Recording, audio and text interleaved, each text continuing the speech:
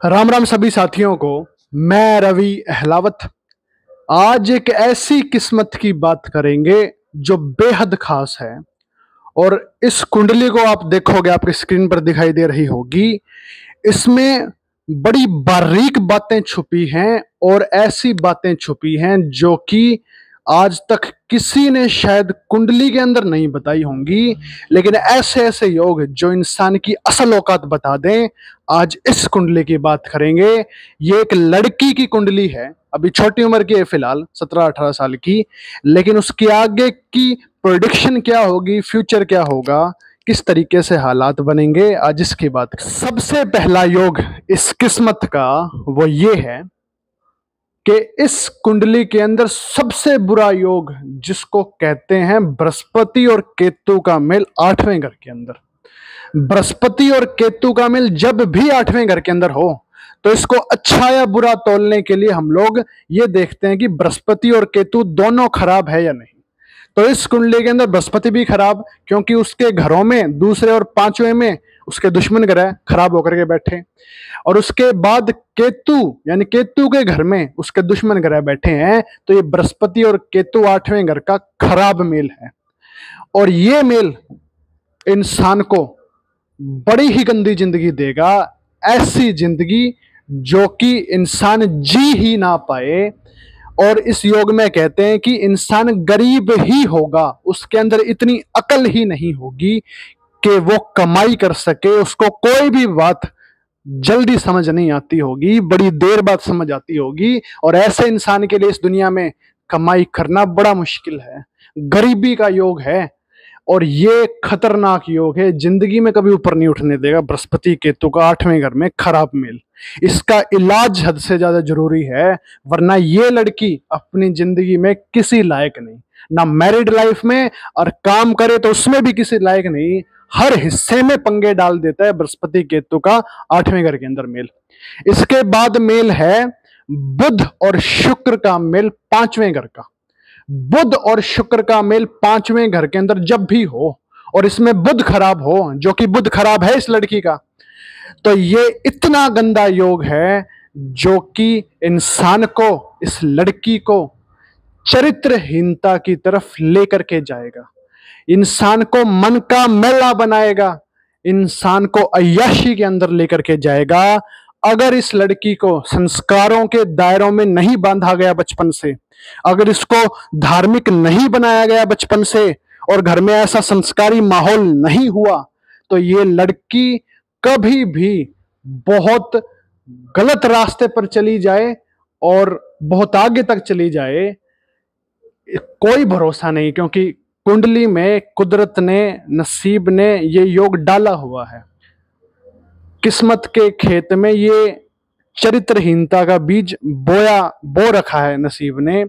अगर इसको बचाना है, इस लड़की को इस चरित्रहीनता के योग से, तो धार्मिक बनाओ, संस्कारों के दायरों में बंद हो, वरना ये लड़की बहुत बुरे बुरे कर्म कर जाएगी, समाज का नाम बदनाम कर देगी, और घर का तो जरूर करेगी ही करेगी।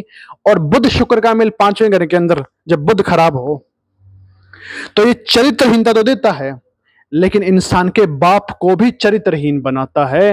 वो भी मन का मैला होगा, कैरेक्टरलेस होगा, और अपनी अय्याशी के अंदर उससे कोई मतलब नहीं होगा कि घर उजड़ता है, बेटी उजड़ती है या पैसा उजड़ता है, सिर्फ अपनी ख्वाहिशों को पूरा करना है। इतना गंदा योग है ये बुध शुक्र 5वें घर का, हद से ज्यादा खतरनाक। फिर दूसरी तरफ शुक्र 5वें घर के अंदर हो, 10वां घर खाली हो, इसके लिए कहा जाता है कि इस घर में आवा ही उत गया होगा। यानी कि एक से बढ़कर एक पापी लोग रहते होंगे, एक से बढ़कर एक चरित्र के मैले लोग रहते होंगे, संस्कारहीन लोग रहते होंगे, जिनको संस्कारों में बंधना पसंद नहीं आता होगा, आजादी आजादी चिल्लाते होंगे। फिर एक योग है सूर्य चंद्र और मंगल का मेल 6ठे घर के अंदर। ये इस इंसान के, ये इस लड़की के मामा को तो सपोर्ट दे देगा, मामा को तो अच्छा खासा जिंदगी में कामयाब करवा देगा, लेकिन वो अपनी जिंदगी में अच्छे खासे कामयाब होते हुए भी इस लड़की की गृहस्थी को और इस लड़की की अकल को संभाल नहीं पाएंगे। ये इस लड़की का नसीब है।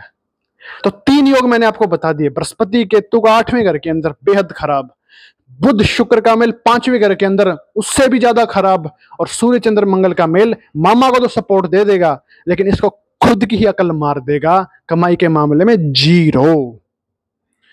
फिर चंद्रमा खराब तो मां को सेहत की दिक्कतें होंगी, मां को कमर पांव रीढ़ की हड्डी आंखों की दिक्कतें रहती होंगी, और मां अपनी सेहत के मामले में चिल्लाती होगी, मां को सुकून नहीं मिल पाएगा।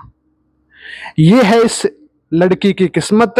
और अगर राहु 2nd हाउस में भी है, अगर इसके घर के नॉर्थ वेस्ट कॉर्नर में यानी कि उत्तर पश्चिम कॉर्नर में अगर टॉयलेट बाथरूम बने हुए हैं उत्तर पश्चिम के कॉर्नर में, तो इस लड़की के माँ बाप को और इसको खुद को शहर छोड़ने के हालात बन जाएंगे, गांव छोड़ने के हालात बन जाएंगे।